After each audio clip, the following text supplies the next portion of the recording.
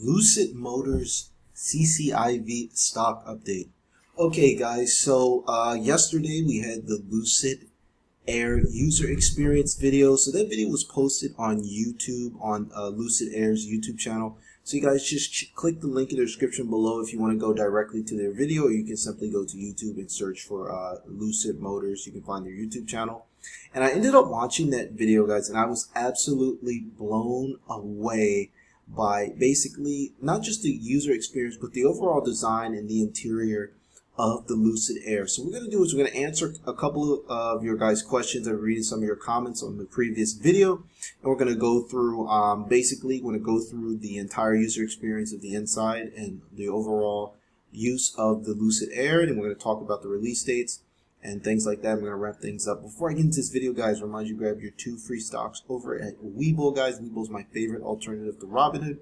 And I want to remind you guys, you can do that by going to investortrip.com/Webull. Also, guys, be sure to grab your free crypto as well by going to investortrip.com/Coinbase.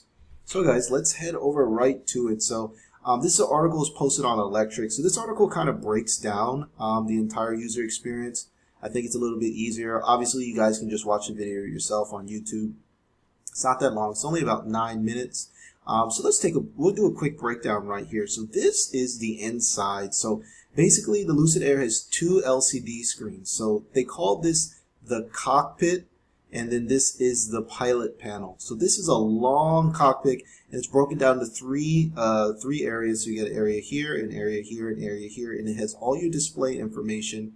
And then this is the other touchscreen panel as well to display some extra information. So basically, you're able to control everything from these 2 areas. If you guys have an Android, or you want to set up your Apple CarPlay, you would hook things into here as well. And the design is just phenomenal, guys. Absolutely flawless, completely beautiful.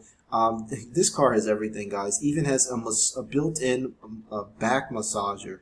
Just unbelievable how much time they've spent to produce this vehicle. And this vehicle is by far exceeds anything I could have imagined. Obviously, the exterior looks great, and it's got the strongest, the longest range and the most horsepower of any luxury EV sedan. But it just really blows away how connected it is, and how it's basically compatible with, you can set up with Alexa. So even in the video demo, guys, the guy was like saying, Alexa, what's the weather? And it shows the weather on the screen. You don't even really have to use your hands to activate anything within this car. It can be all voice activated.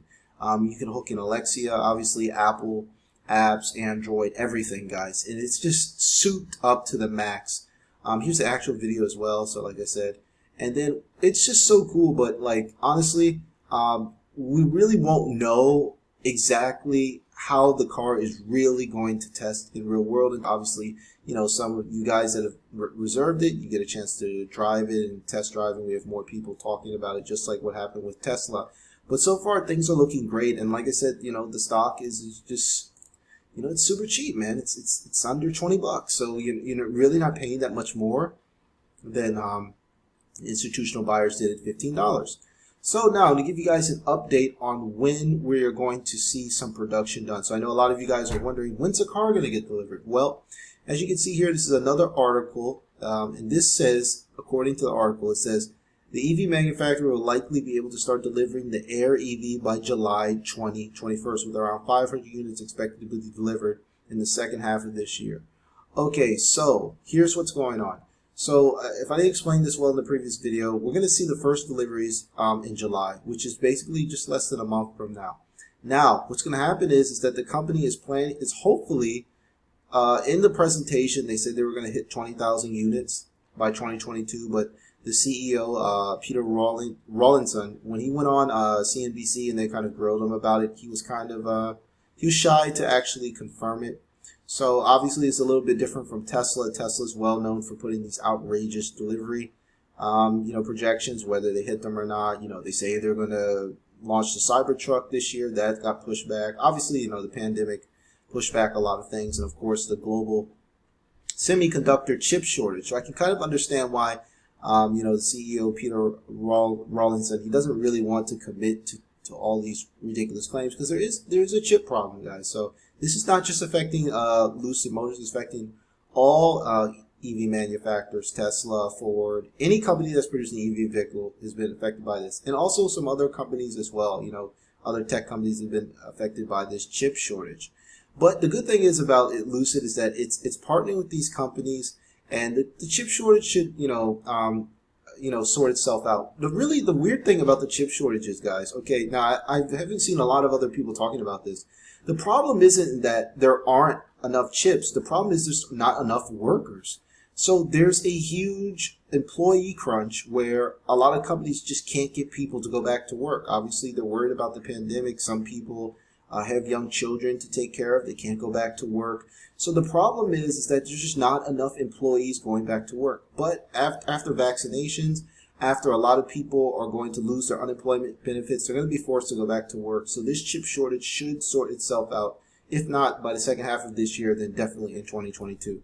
So going back to my price prediction, I'm still sticking to that $100 stock price. It's really hard for me to increase that stock price until we are guaranteed to see the chip shortage kind of alleviate itself, and we're starting to see more production. But 20,000 units is a ridiculous amount, way more than the 500 or so that they're going to come out with this year. So that's about 40, more than 40x. Now that's about 40x what they're expected to produce in this year alone. So I think $100 is a good start. Obviously we could see a lot more than that, but if they really do produce 20,000 units next year, you're going to see a massive increase in the stock price. But I don't want to get my hopes up too much. I just want to basically buy in and make sure the company is doing better and they're making good products. And I like the fact they're focusing on one product. So I think everything will work itself out. But right now, I think there's a lot of FUD. I think a lot of people are knocking the company. There's a bunch of lawsuits. This is a great buying opportunity. You want to buy things when people don't want them. You don't want to buy things when the price is soaring. And as you can see here, if we're looking at these two periods going back a little bit further in the stock price, here we have a ton of greed, right? And then now we have FUD. So this is the time to buy, guys. If you're long on CCIV and you've thought about getting in, now's a great time to get in before production starts. If you bought up here, obviously you're a long-term holder, so I don't see any reason why you can't average down, get your cost per share down. This is a long-term hold, as I'm going to say again and again in my videos. This is not like AMC or GME where you're looking to make a ton of money in a few weeks or a few months.